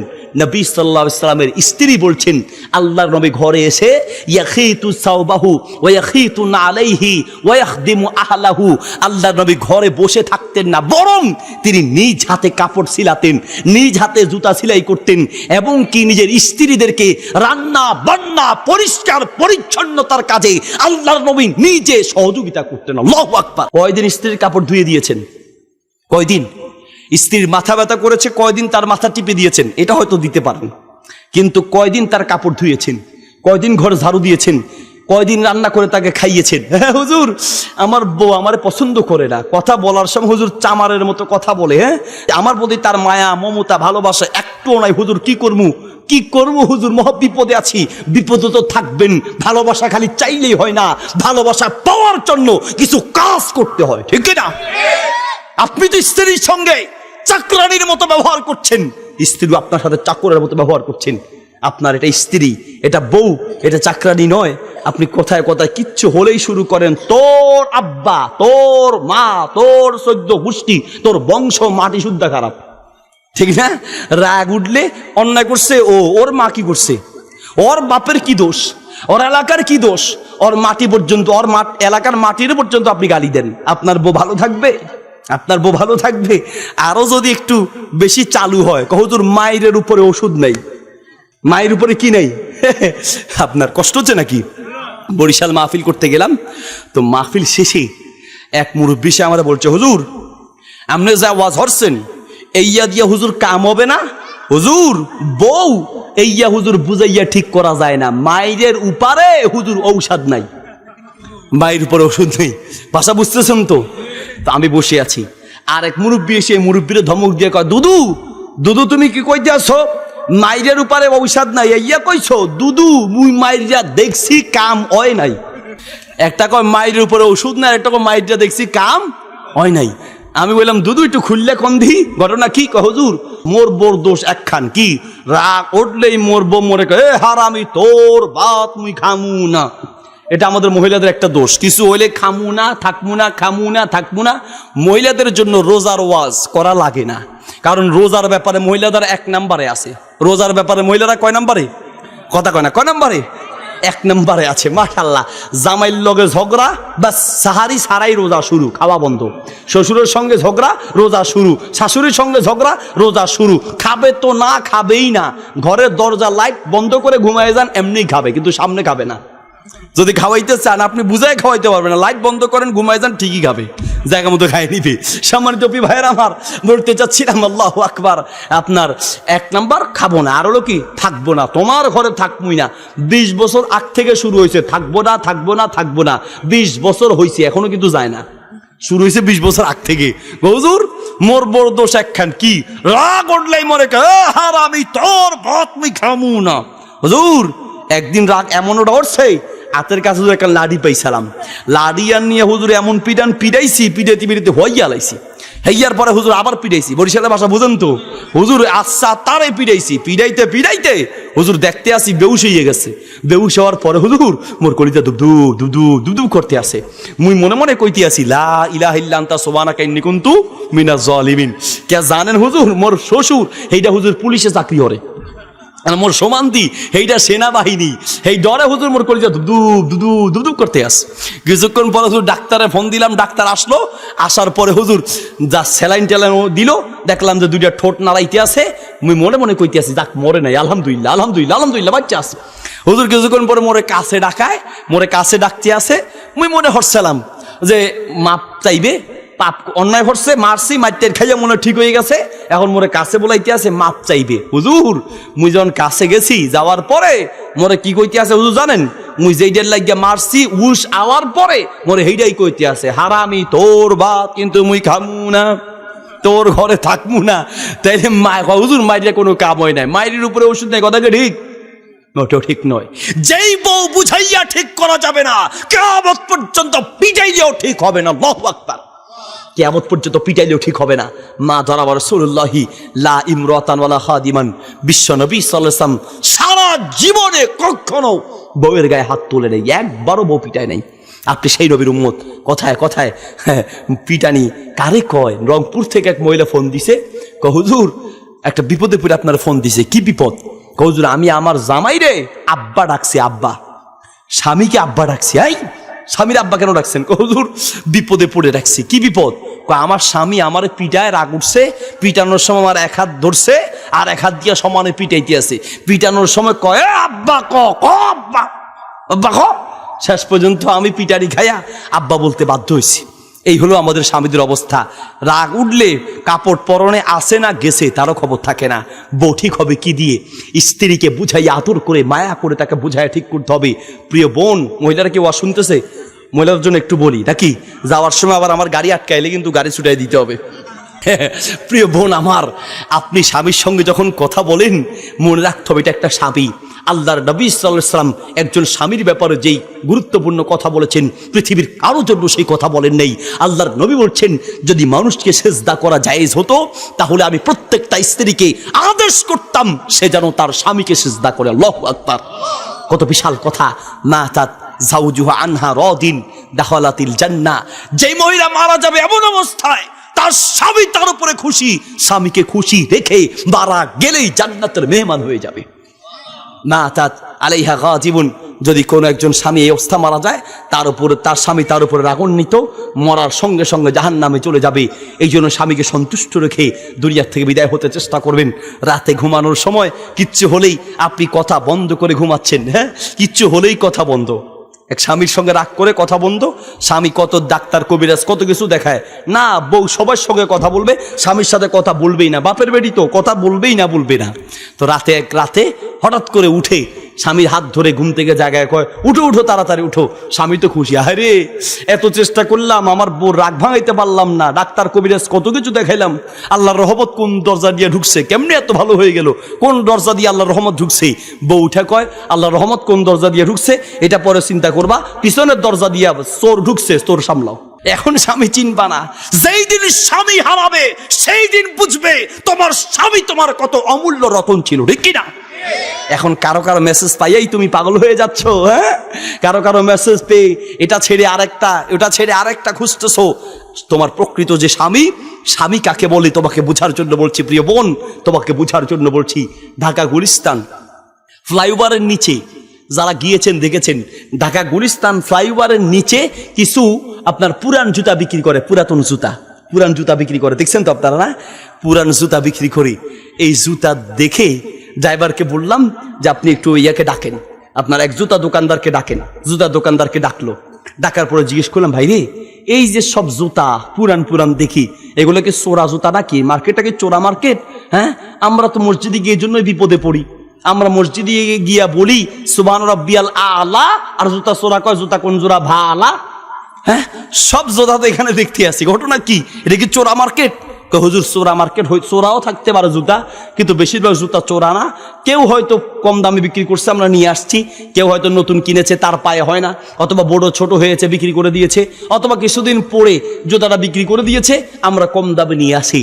তো আমি বললাম তো সব পুরুষের জুতা, মসজিদে তো পুরুষই বেশি যায়, মহিলার জুতা নাই, ঘটনা কি? হুজুর মহিলারও পুরান জুতা আমরা পাই, কিন্তু মহিলাদের জন্য পুরান জুতা কিনে আমরা এখানে আনি না। কারণ মহিলার পুরান জুতা কেনার জন্য কেউ মার্কেটে আসে না। আমি সেই দিন চিন্তা করলাম, কথা আসলেই ঠিক। একজন স্বামী যত খারাপ হবে হোক, একজন স্বামী যত দুর্বল হবে হোক, একজন স্বামী যত খারাপ হবে হোক, নিজের জন্য পুরান জুতা কিনবে, নিজের জন্য পুরান কাপড় কিনবে, কম দামি জুতার কাপড়টা নিজের জন্য কিনবে। অনেক ঈদে নিজের একটা নতুন জামা কিনবে, সেই সুযোগ হয় না। একটা জামা যে ধুয়ে সিলাই ইস্তারি করে রাখবে সেটা পর্যন্ত মনে থাকে না।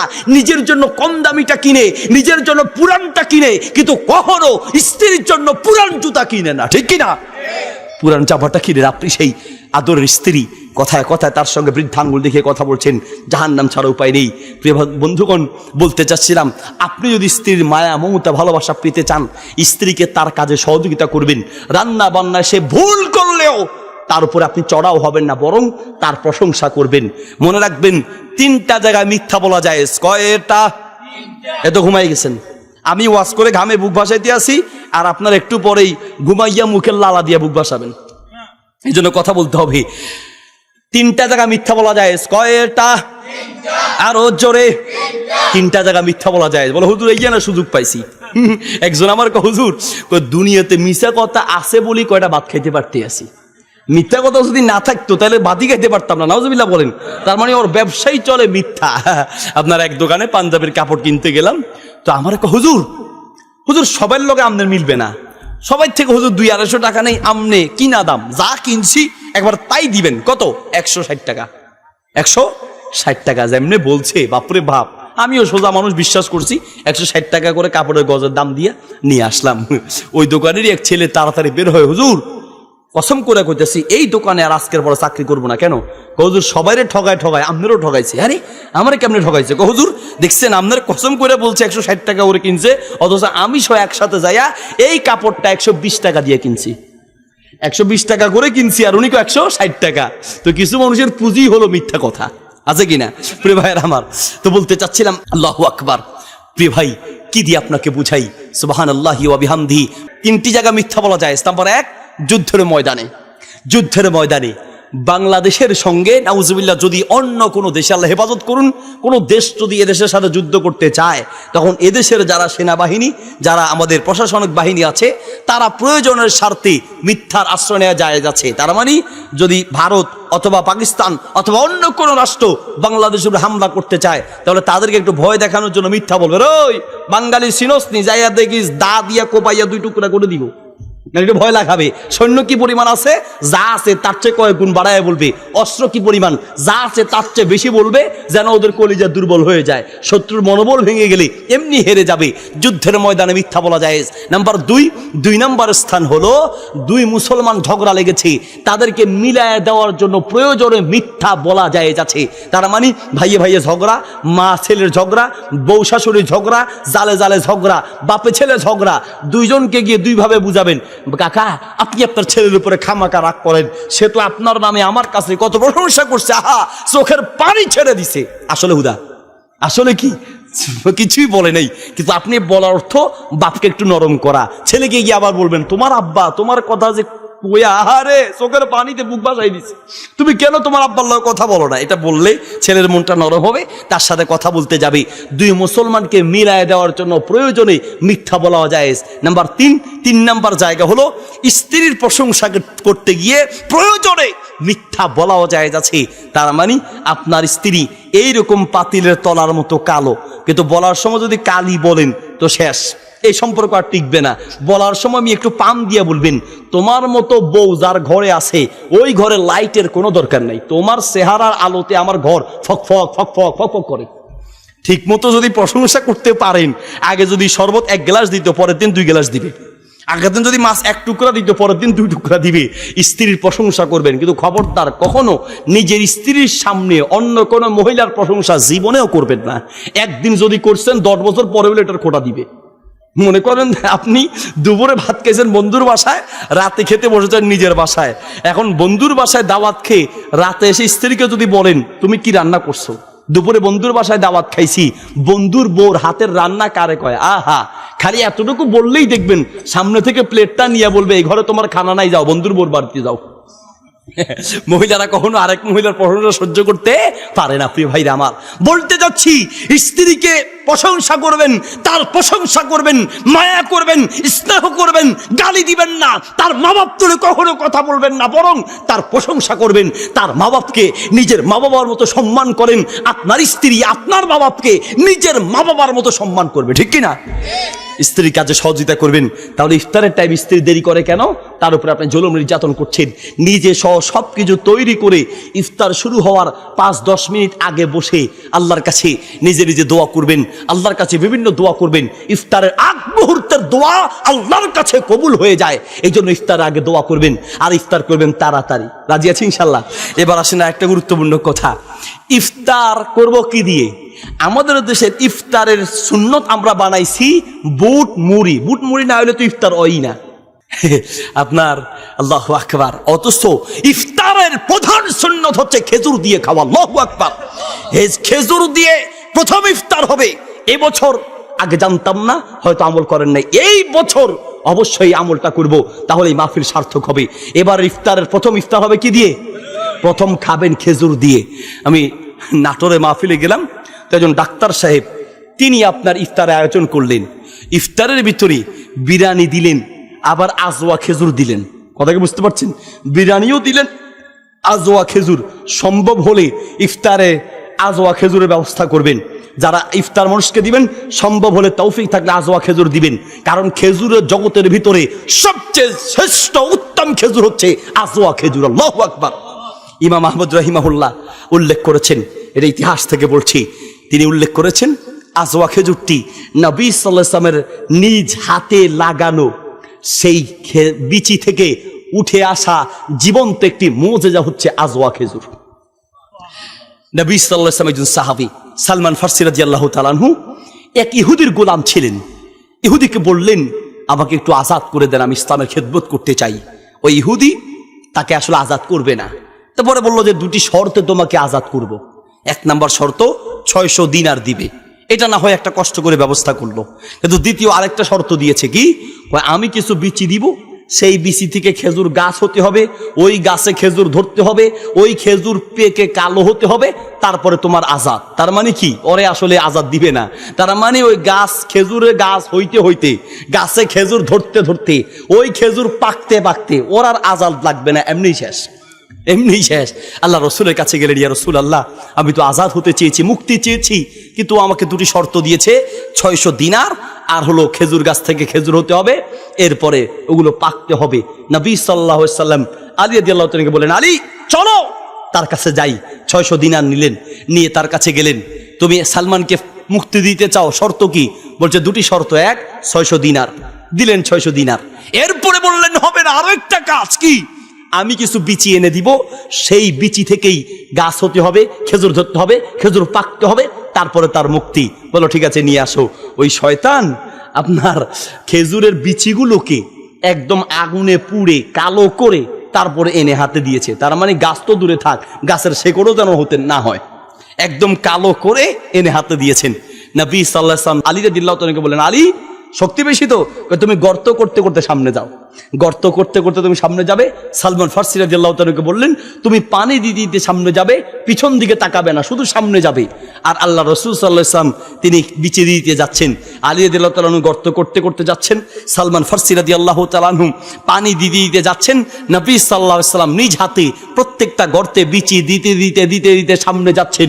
সবাই মিলে দিয়ে সামনে গিয়ে পিছন দিকে তাকিয়ে দেখছেন, প্রত্যেকটা বিচি থেকে গাছ হয়েছে, প্রত্যেকটা গাছে খেজুর ধরেছে, প্রত্যেকটা খেজুর পেকে একদম কালো হয়ে গিয়েছে। আল্লাহু আকবার। সেই খেজুরের নাম হচ্ছে আজওয়া খেজুর। আপনারা যারা আজওয়া খেজুর খেয়েছেন, কেউ আছেন হাত দেখেন তো? মাশাআল্লাহ, অনেক লোক আছে। এই আজওয়া খেজুরটি অন্য খেজুরের চেয়ে একটু ভিন্ন রকম, স্বাদও ভিন্ন, আর আপনি দেখতে মনে হবে যেন আগুনে পুড়ে দিয়েছে, মানে একদম কালো ছাইয়ের মতো। ওই যে বিচি দিয়েছে ওই রকম একদম কালো ছাইয়ের মতো। প্রিয় ভাইয়েরা আমার, আল্লাহু আকবার, এটি ইতিহাস থেকে বলছি। প্রিয় হাজরিন, যদি সম্ভব হয় আজওয়া খেজুর খাবেন। আজওয়া খেজুর অনেক উপাদান আছে। নবী সাল্লাল্লাহু আলাইহি সাল্লাম বলেছেন, তাবরানীতে হাদিসটি আছে, যে ব্যক্তি মান আকালা সাবআ তামারাতিন আজওয়া, যে ব্যক্তি দৈনিক সকালে 7টি আজওয়া খেজুর খাবে, ওই দিন লাম ইয়াদুররা, ওই দিন তাকে কোনো ধরনের জাদু, সাম্মুন ওয়ালা সিহরুন, কোনো ধরনের জাদু এবং কোনো বিষ তার কোনো ক্ষতি করতে পারবে না। আল্লাহু আকবার। আজওয়া খেজুর জাদু থেকে বাঁচা যায়, আপনার বিষ থেকে বাঁচা যায়। আজওয়া খেজুরের মাধ্যমে শরীরের দুর্বলতা কাটে, শারীরিক বিভিন্ন রোগ থেকে বাঁচা যায়। আজওয়া খেজুর, যাদের সন্তান হয় না, সন্তান হওয়ার জন্য একটা প্রতিষেধক বা ঔষধ হচ্ছে এই আজওয়া খেজুরের ভিতর রয়েছে। আরো বিভিন্ন ঔষধ, একটা মহা ঔষধ হচ্ছে এই আজওয়া খেজুর। যদি সম্ভব হয় আজওয়া খেজুর খাওয়াবেন। বলতে চাচ্ছিলাম, আপনার ইফতারের সময় বিরিয়ানি দিল, আজওয়া খেজুরও দিল। ইফতার করে যাওয়ার সময় মুরব্বীরা সমালোচনা করতেছে, ডাক্তার সাহেব তো বিরিয়ানি দিয়েছে, খেজুরও দিয়েছে, কিন্তু কই ইফতার তো দেয় নাই। বিরিয়ানি দিছে, খেজুরও দিয়েছে, কিন্তু কি দেয় নাই? ইফতার কি? বুটমুড়ি। হ্যাঁ, বুটমুড়ি দেয় নাই, বুটমুড়ি দেয় নাই, যে ইফতারি হয় নাই। তার মানে বুটমুড়িকে আমরা সুন্নত বানায় নিছি। পরবর্তী প্রজন্ম আসলে তারা বলবে যে বুটমুড়ি বোধহয় ফরজ আসিল। ফরজ আপনি দেখেন না, শবে বরাতের হালুয়া রুটি, এটা তো ফরজ হয়ে গেছে। শবে বরাত আসলে সিআইপিটা খেতে হয়, হালুয়া খেতে হয়, রুটি খেতে হয়। এগুলো সবগুলো হলো সামাজিক কুসংস্কার, এগুলোর কোনো ভিত্তি ইসলামের ভিতর নাই। শবে বরাতের নামে যেই শবে বরাতের নামাজ পাওয়া যায়, শবে বরাতের যে হালুয়া রুটি পাওয়া যায়, এর কোনো ভিত্তি ইসলাম ধর্মে নাই। কথাটা মেনে নিতে আপনার কষ্ট হবে, কিন্তু এটা অরিজিনাল কথা। প্রিয় ভাইয়ের আমার, শবে বরাতের নামাজের নামে 12 রাকাত নামাজ পাওয়া যায়। আপনি এমনি রাত্রেবেলা তাহাজ্জুদ হিসেবে যে নামাজ পড়বেন পড়েন, কিন্তু শবে বরাতের নামাজের নামে যে নামাজ বানানো হয়েছে বিভিন্ন সিস্টেমে, প্রথম রাকাতে সূরা ফাতিহা, তার সাথে সূরা ইখলাস, দ্বিতীয় রাকাতে সূরা ফাতিহার সাথে ইন্না আনজালনা অথবা সূরা ফালাক নাস 2 বার, বিভিন্ন রকমের পদ্ধতির কথা আছে। এগুলো কোনোটাই হাদিস দ্বারা প্রমাণিত নয়। সম্মানিত প্রিয় ভাই আমার, এগুলো সামাজিক কুসংস্কার আগ থেকে হয়ে এসেছে। এখন এটাকে আমরা ইসলাম মনে করছি। যেমনটা বুটমুড়িকে আমরা মনে করছি এটা সুন্নাহ, আসলে ইফতারের সুন্নাহ বুটমুড়ি নয়। ইফতারের প্রথম সুন্নত কি? কথা বলেন কি? দামি না পারেন 100-150-200 টাকা দামের খেজুর পাওয়া যায়, সেগুলো খাবেন। যদি খেজুর খেতে নাও পারেন, তাহলে প্রথম সুন্নত হচ্ছে হাসওয়াতিম মিন মাইন, কয়েক ঢোক পানি খাবেন। প্রথমে হয় খেজুর, খেজুর না পেলে পানি, এরপরে বুটমুড়ি খাইলে খান, বিরিয়ানি খেলে খান, যা খাবেন সেটা আপনার ব্যাপার। কিন্তু শরীয়তের সুন্নাহ হলো প্রথমে খেজুর দিয়ে খাওয়া। আর একটা ভুল করি তারাবির নামাজে, মাশাল্লাহ, তারাবির নামাজ তো আমাদের এখন ব্যায়ামের একটা প্রশিক্ষণ চলতে আছে, মোবাইলে চলতে আছে 4G, আর তারাবি নামাজে চলতে আছে 3-4-12G। আপনি ঢাকা থেকে হুজুর 2 জন হাফেজ দেন, তারপর হুজুর হাফেজ যাদেরকে দিবেন আপনার মতো একটু স্বাস্থ্যমন্ত্রী দেখে দিবেন, মানে গোস্ত কমালা। কেন? ও যেন মুসল্লিরা রুকু থেকে উঠার আগে উনি সেজদা যাইতে পারে, মুসল্লিরা সেজদা যাওয়ার আগে উনি যেন দাঁড়ায় যেতে পারে। এই হলো অবস্থা। মুসল্লিরা রুকুতে যাওয়ার আগে হাফেজ সাহেবরা সেজদায়, মুসল্লিরা সেজদা দেওয়ার আগে ওনার এক সেজদা শেষ, দ্বিতীয় সেজদা দেওয়ার আগে মুসল্লিরা দেওয়ার আগেই উনি দাঁড়ায় গেছে। প্রিয় হাজরিন, এটা নামাজ, এটা ইবাদত, এটা তামাশা নয়, এটা ব্যায়াম নয়, এটা আল্লাহর সামনে দাঁড়ানো ইবাদতের নাম, ঠিক কিনা? আপনি তারাবি পড়ছেন, আল্লাহর সামনে ইবাদত করছেন, নিজের বিবেককে প্রশ্ন করেন। 4 রাকাত পরে পরে আমাদের দেশে যে দোয়াটা আমাদের দেশে পড়া হয়, সুবহানাল মুলকি মালাকুত, আল্লাহ রে, যে গতিতে পড়ে বিমান ফেল। নিজের বিবেককে প্রশ্ন করেন। এই কথা হয়তো জীবনেও শোনেন নাই, কিন্তু আপনার বুঝার জন্য বলছি। টাকা নিয়ে, অর্থ নিয়ে, সম্পদ নিয়ে আপনার আমার সঙ্গে দ্বন্দ্ব নেই। প্রিয় ভাই আমার, আমি বলতে বাধ্য হচ্ছি, এটা একটা হাফিজিয়া মাদ্রাসা। এই হাফিজদের জন্য বলছি, যেখানে তারাবি পড়াবা বলে দিবা যে তারাবি আমি আমার মতো করে শুদ্ধভাবে ধীরস্থিরভাবে পড়াবো। মনে চাইলে পড়েন, মনে না চাইলে না পড়েন, তবে কোরআনের কোন লানত উল্টা অর্থ হয় এমন ভাবে কোরআন তেলাওয়াত করা যাবে না, ঠিক কি না? সূরা মুজাম্মিলের 4 নম্বর আয়াতে আল্লাহ বলছেন, ওয়ারাত্তিলিল কুরআনা তারতিলা, কোরআনকে ধীরস্থির ভাবে পড়া ফরজ, ধীরস্থির ভাবে পড়া ফরজ। আর আপনারা কমিটিতে হাফেজ নিয়োগ দেওয়ার আগে খবর নিয়ে দেখেন, তাকে পরীক্ষা নেন যে কে কত জোরে পড়তে পারে। হ্যাঁ, আর 4 রাকাতের পরে পরে দোয়া যেভাবে পড়া হয়, মসজিদের বাইরে কেউ দাঁড়ায় থাকলে তারা মনে করবে মসজিদের ভিতরে বোধহয় ঝগড়া শুরু হয়েছে। হাফেজ সাহেব 2 জন তারাবি পড়াবে, এখন সুবহানাল মুলকি মালাকুত এটা তো পারে না, তো যাই ওস্তাদকে বলতেছে, ওস্তাদ সোমানাজিল মুলকি মালাকুত এই যে দোয়াটা পড়তে হয়, ওস্তাদ এটা তো পারি না, তাড়াতাড়ি দোয়াটা একটু শিখাই দেন। শিখার কোনো কাম নাই, খালি একটা মুখস্থ কর, কি সোমানাজিল মুলকি মালাকুত, সালাম ফিরাইয়া খালি সোমানাজিল মুলকি মালাকুত কয়ে টান দিবি, টান দিলেই দেখবি বাকিটা বাঙালিরা গোলেমালে ইয়া আলামুনা তা আলামুন যেমনে পড়ে, বুঝার কোনো উপায় আছে? আর শতকরা 95 জন পারে না, কিন্তু দুইটা ঠোঁট খামাখা দাঁড়াইতে আছে। কেন আপনি এই প্রতারণার আশ্রয় নিচ্ছেন? জিগায় দেখেন, বিশ্বাস না হলে আপনি আপনার দোস্তকে, দোস্ত তুই যে গত বছর দেখলাম রমজানে যে জোরে জোরে চালাইছো, আল্লাহ দিলে এমন জোরে চালাইছো বিমান ফেল, এই যে চালাইছো একটু শোনাও তো দেখি। বলবে এটা খালি এটাই পারি, সোমানাজিল মুলকি মালাকুত এতটুক পারে, আর বাকিটা নাই। প্রিয় ভাইয়েরা আমার, আপনি যেই দোয়া পারেন এটাই পড়তে হবে, এমন কোনো হাদিস নেই। আপনি 4 রাকাতের পরে যেই দোয়া আপনি পারেন, যেটা পারেন সেটা পড়েন। প্রতারণা আশ্রয় নেওয়ার কি দরকার? আপনি যেটা পারবেন, একটু সময় দিয়েছে, আপনি যে কোনো দোয়া করেন, অসুবিধা নেই। সম্মানিত প্রিয় ভাইয়েরা আমার, তাহলে তারাবির নামাজে ধীরস্থির ভাবে পড়বো, রাজি আছি ইনশাল্লাহ? ধীরস্থির ভাবে পড়বো। যদি আপনার ধৈর্য কুলায় আপনি খতম তারাবি পড়েন, ধৈর্য না কুলায় খতমের দরকার নেই। যতটুকু পারবেন ততটুকু পড়বেন, কিন্তু পড়াটা যেন ধীর স্থির ভাবে হয়। কোরআন লানত করে এইভাবে কোরআনকে উল্টা পাল্টা পড়া যাবে না। আরবি ভাষা এমন একটা ভাষা, একটু টানের কারণে অর্থ পাল্টে যায়। যেখানে টান আছে সেখানে না টানলে অর্থ পাল্টে যায়। যেমন লা ইলাহা মানি কোনো মাবুদ নাই, আর লা ইলাহা মানি অবশ্যই মাবুদ আছে। লা টানলে অর্থ হয় নাই, আর লা না টানলে হয় আছে। কুল কব দিয়ে অর্থ হয় তুমি বলো হুয়াল্লাহু আহাদ, তিনি আল্লাহ এক। আর কাপ দিয়ে কুল হুয়াল্লাহু আহাদ অর্থ হয় তুমি এক আল্লাহকে খেয়ে ফেলো। নাউজুবিল্লাহ। শুধু মাখরাজ আর অর্থের পরিবর্তনের, টানের পরিবর্তনের কারণে অর্থ পাল্টে যায়। তাহলে আমরা তেলাওয়াত সুন্দরভাবে করবো, রাজি আছি ইনশাল্লাহ?